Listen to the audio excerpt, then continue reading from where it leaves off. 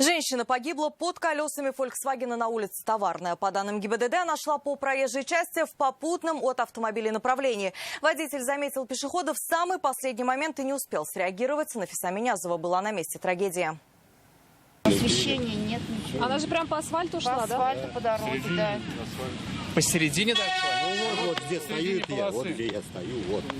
Водитель «Фольксвагена» заявил, что женщина появилась перед автомобилем за доли секунды до наезда. Она шла прямо в попутном направлении машины. Избежать наезда, полагают друзья автомобилиста, у него уже не было возможности. Его ослепили, там видно на видео, прям встречка идет. Одна, вторая, сразу удар.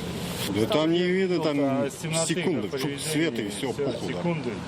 Ну там вот бутылка разбитое пиво лежит, не открытые, консервы. Видно же по ней, она синебот какой-то.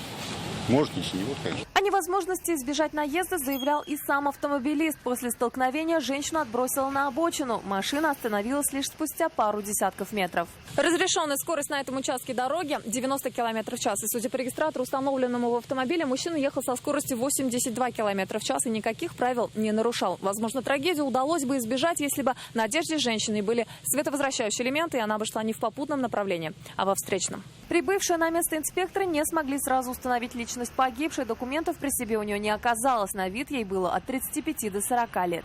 Следствие вины у нас будет устанавливаться в ходе следственно-оперативного мероприятия. Кто виноват в данном дорожно-транспортном происшествии.